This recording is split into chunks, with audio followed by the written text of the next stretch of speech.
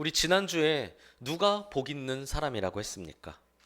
주의 집에 살면서 항상 주님을 찬송하는 사람, 주께 힘을 얻고 그 마음에 시온의 대로가 있는 사람, 그 사람이 복이 있는 사람이다 라고 했었죠.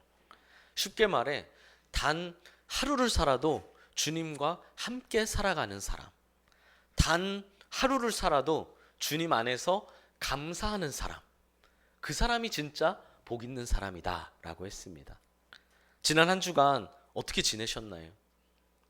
누군가는 특별한 한 주를 살았을 수도 있고, 누군가는 그냥 평범한 일상을 살았을 수도 있습니다.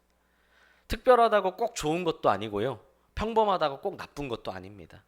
좋은 쪽으로 특별했다, 그러면 더할 나위 없긴 하겠지만, 특별하다는 게 꼭 좋은 것만 있는 것은 아니고 나쁜 쪽으로 특별했을 수도 있거든요. 평범한 일상도 마찬가지입니다. 누군가는 일상이 그래도 꽤 괜찮은 사람이 있는 반면, 누군가는 그냥 자신의 일상 자체가 굉장히 고된 사람도 있습니다. 확실한 건 우리는 어쩌면 매일매일을 계속 비슷하고 똑같은 삶을 살아가고 있다. 어차피 때 되면 출근하고, 때 되면 퇴근하고, 때 되면 집에 와서, 때 되면 밥 먹고, 자고 일어나면 또다시 시작이고, 매번 똑같다고 생각할 수 있지만 사실은 은근히 하루하루가 다 다릅니다. 어떠셨나요? 만족하고 감사하며 보내셨나요? 아니면 걱정이나 불평으로 지내셨습니까? 꼭 기억하십시오. 우리는 주님과 함께 살아가야 합니다. 우린 주와 함께 살아가야 해 라는 찬양도 있잖아요. 우리 가사를 보면 험한 이 세상을 사는 동안에 우린 주와 함께 살아가야 해. 내 앞의 일들이 날 다그친데도 나를 향한 뜻을 생각해야 해. 외로운 이 세상을 걷는 동안에 우린 주와 함께 살아가야 해. 어두운 절망이 내 눈을 가려도 나를 향한 소망 붙들어야 해. 이렇게 쭉 나가는데요. 우리 한번 찬양해 볼까요?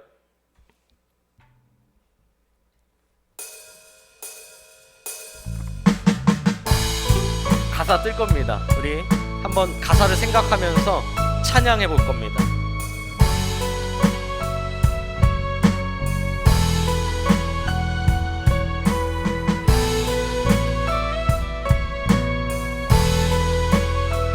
한번 해보겠습니다. 세상을 사는 동안에 우린 주와 함께 살아가야 해. 내 앞의 일들이 날 다그친데도 나를 향한 뜻을 생각해야 해. 외로운 이 세상을 걷는 동안에 우린 주와 함께 살아가야 해. 어두운 절망이 내 눈을 가려도 나를 향한 소망 붙들어야 해. 원하는 걸 얻기 위함이 아니야. 원하는 걸 얻기 위함이 아니야. 더 나은 걸 갖기 위함도 아니야. 보이지만 나를 사랑하는 분, 주와 사랑하며 살 거야. 내 뜻대로 되지 않을지도, 내 뜻대로 되지 않을지도 몰라. 나 가진 걸 놓아야 할지도 몰라. 세상이 모르는 가장 아름다우신 주와 함께 걸어갈 거야.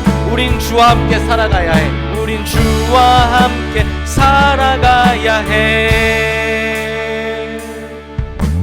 네, 아멘. 감사합니다. 이러려고 좀 남아있으라고 했어요. 네, 조심히 들어가시면 됩니다. 우리가 주님과 함께 살면요, 어떤 어려움이나 어떤 고난을 만나도 만족하고 감사하면서 살 수 있어요. 주님과 함께 살면요. 아까 말씀드린 것처럼 좀 때론 특별한 한 주를 살았어도, 때로는 평범한 일상을 살았어도 주님과 함께라면 만족한다는 거죠. 험한 어려움이나 고난을 만났어도요, 내가 이 자리에 다시 나올 수 있다는 것만으로도 얼마나 감사한지 모릅니다. 그 고난 중에도 이렇게 주님 앞에 나올 수 있는 것, 어려움 중에도 내가 주님을 찾아 이 자리에 앉아 있는 것, 그것만으로도 참 마음이 위로가 되죠. 주님과 함께 살면 실수나 실패 속에서도 결코 고독하거나 외롭지 않습니다. 흔들리지도 않아요.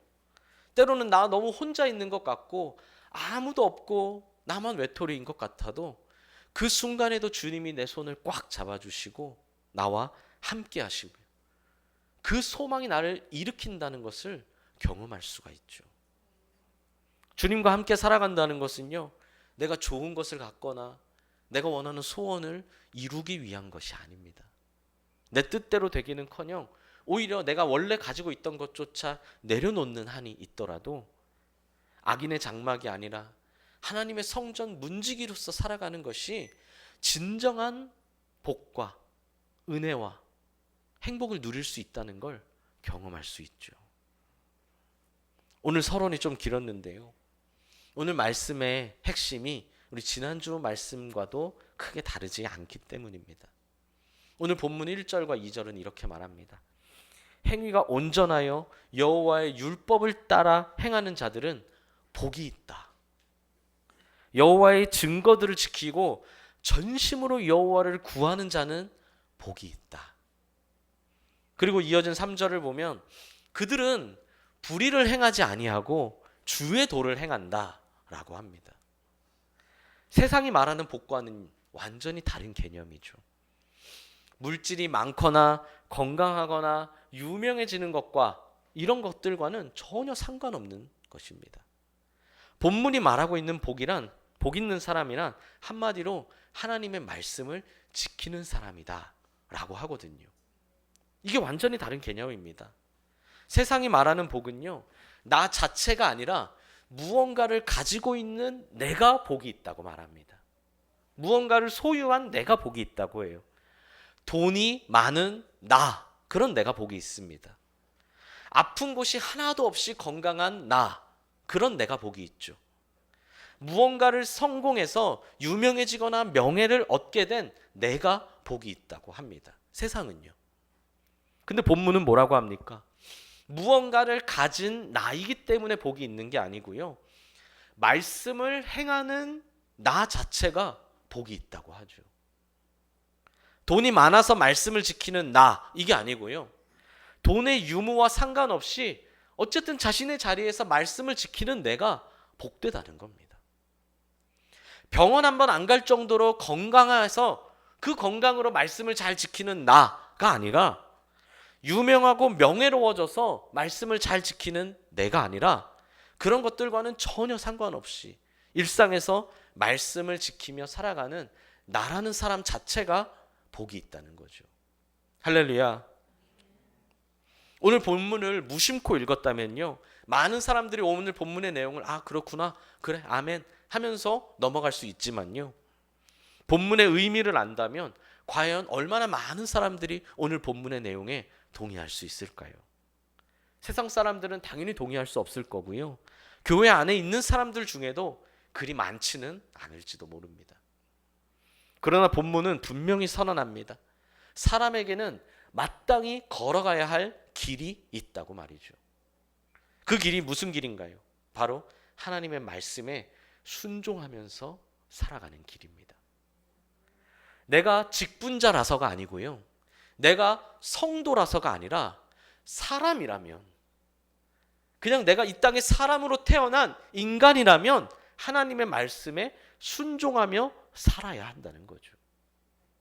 이는 사람이 마땅히 걸어가야 할 길인 동시에 우리가 복된 사람이 되는 비결이기도 합니다.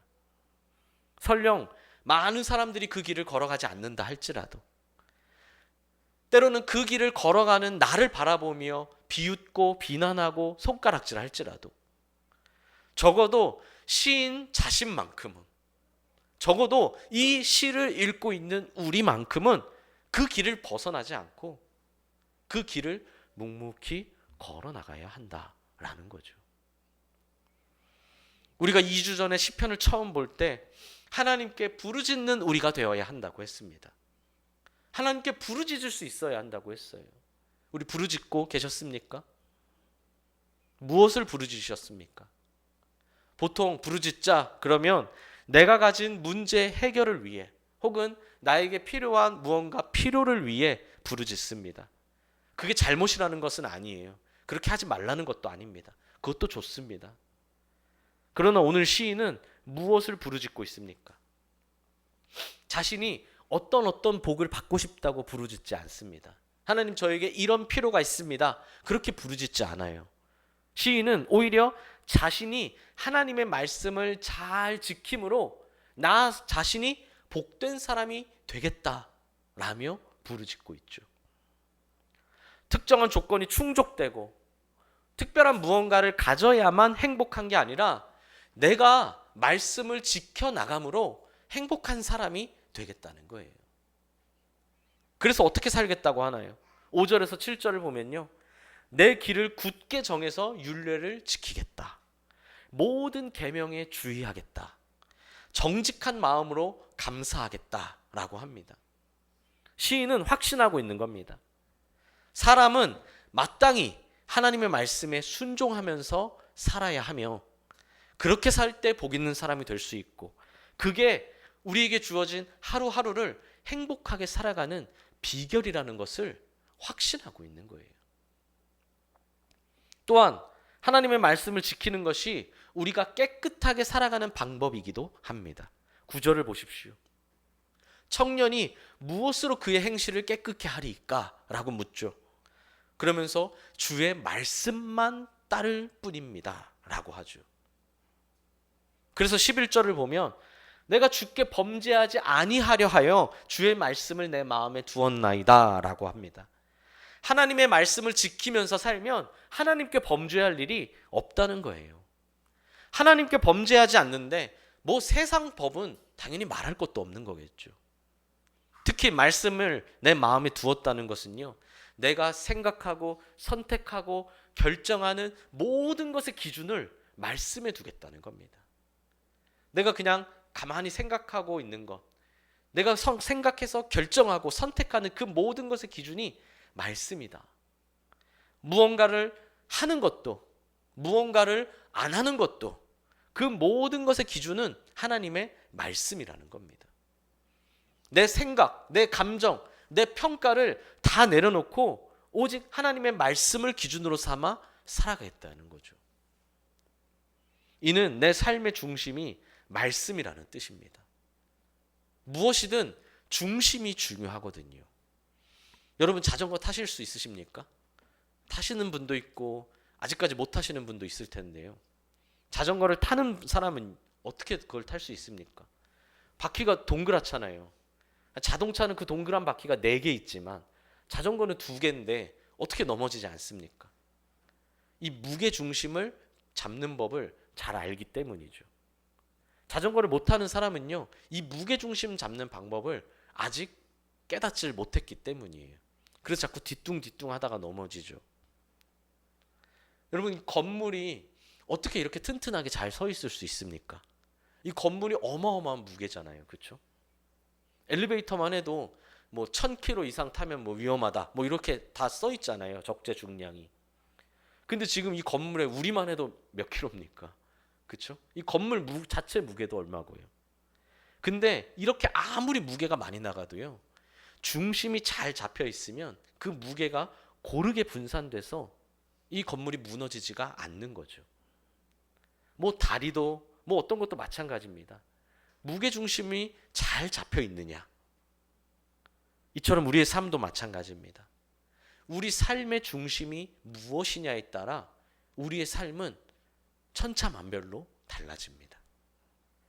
인생을 살다 보면 순간순간 휘청일 때가 찾아오거든요. 너무나 복잡하고 어지러운 일을 만나기도 합니다. 그때 삶의 중심이 잘 잡힌 사람은요, 물론 휘청일 수 있어요. 휘청일 수 있지만 금방 다시 중심을 잘 잡고 굳건히 설 수 있습니다.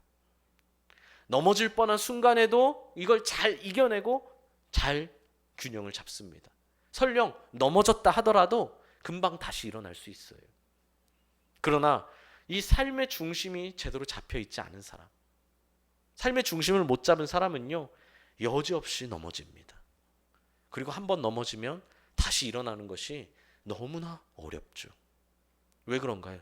중심이 없기 때문이죠. 중심이 사라져 버릴 것들이기 때문입니다. 그럼 우리 삶의 중심은 뭐여야 할까요? 하나님의 말씀이어야 합니다. 그래서 우리가 말씀을 열심히 읽고 있는 겁니다. 인생은 변화무쌍하거든요. 자전거를 타고 가는 것보다 훨씬 더 변화무쌍한 것이 우리의 삶입니다. 저는 어렸을 때부터 자전거를 타는 걸 굉장히 좋아했는데요. 자전거를 타면 어떻습니까? 요즘은 자전거 도로가 잘 되어 있어서 자전거 도로로 가면 막 깨끗하게 포장되어 있거든요. 근데 모든 곳이 다 자전거 도로가 있는 것은 아니에요. 자전거를 타다 보면 방지턱을 지나야 될 때도 있고요. 때로는 움푹 파인 곳을 지나가야 할 때도 있고요. 때로는 뭐 여기 공사를 했었는지 잔뜩 돌들이 뭐 혹은 시멘트 덩어리들이 잔뜩 떨어져 있는 곳을 지나가야 할 때도 있습니다. 심지어는 나사가 있을 때도 있죠. 그럼 그거 잘못 밟으면 바로 펑크가 나는 거거든요.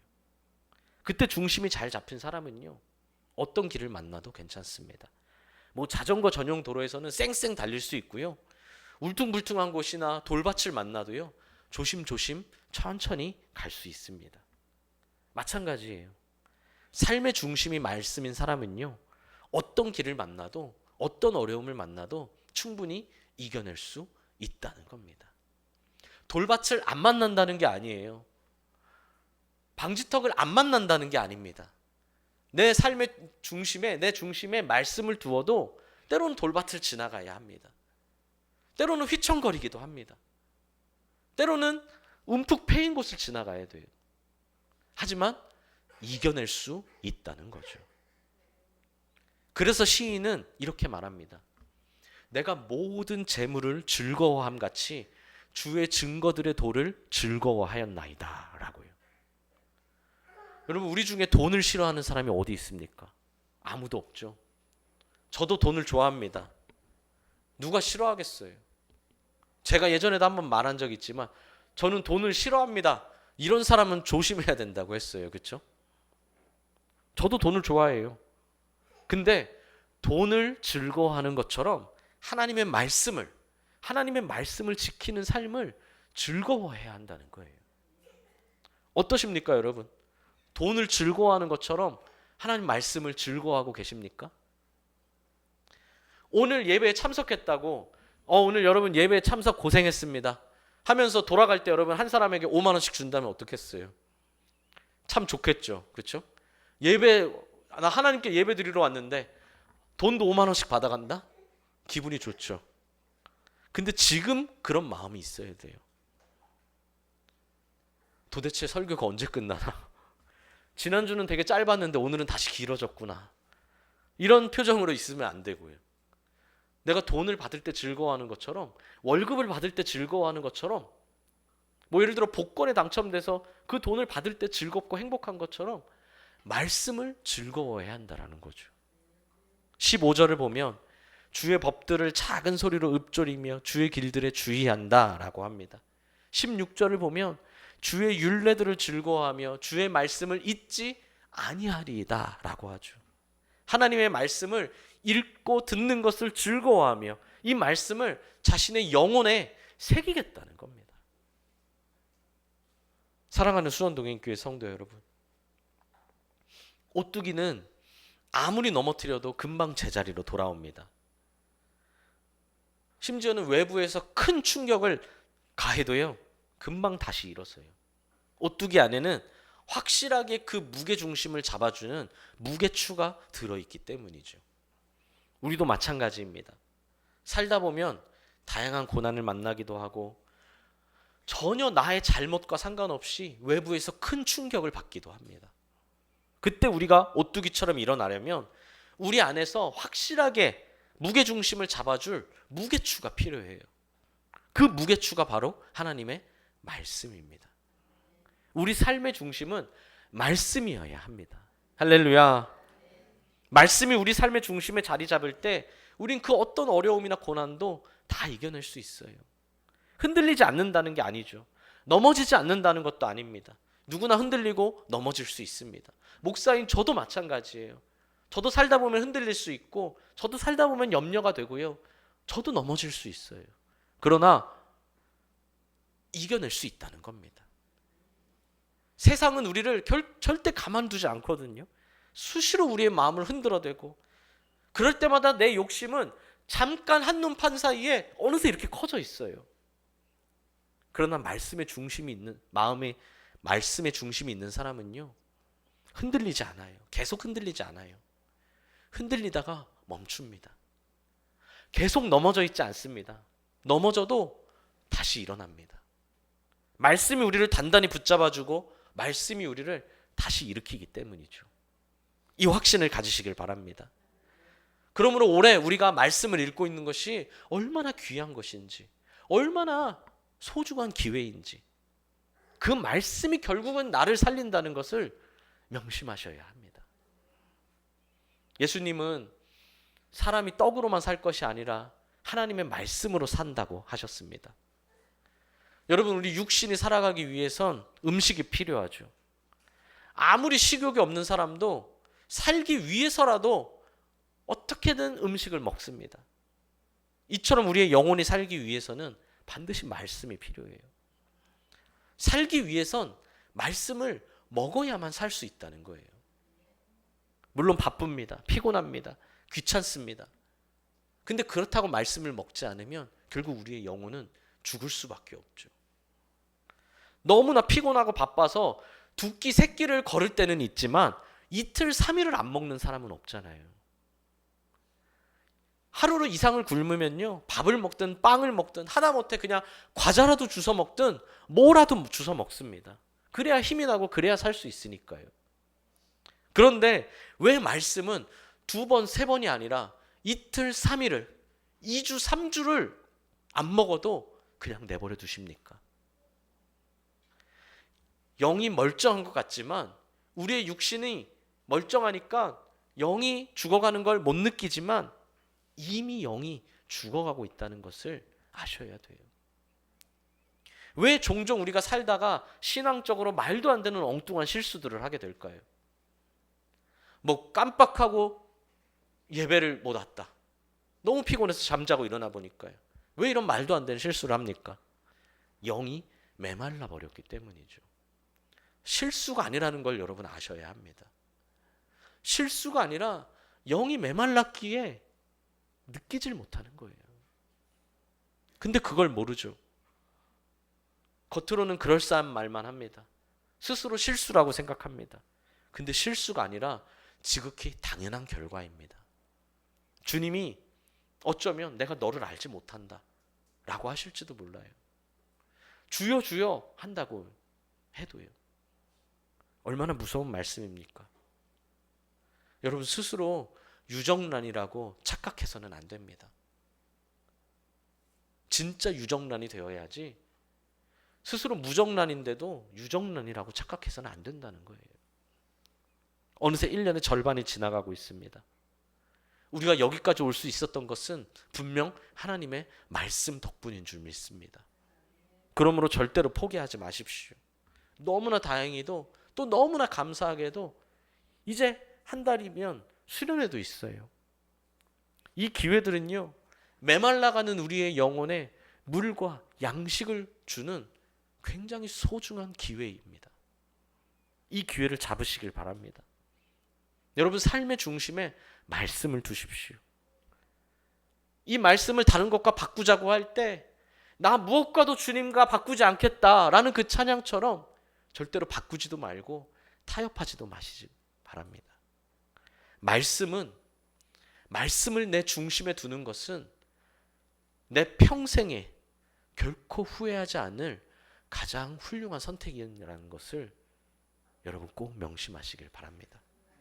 그래서 그 말씀을 내 마음의 중심에 두고, 흔들리고 외롭고 어려울 때 그 말씀을 꼭 붙잡는, 사실 우리가 붙잡기 전에 그 말씀이 나를 꽉 잡고 있다는 것을 아시는 우리 모든 성도님들이 되시기를 주님의 이름으로 간절히 소망합니다.